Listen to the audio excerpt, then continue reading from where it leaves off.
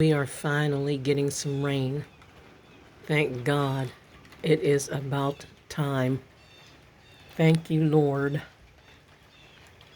You can even smell it. The ground was dying for some water. God is good. This is wonderful to see. And it's cooler today after, almost 2 weeks of almost 100-degree weather here in southwestern Pennsylvania.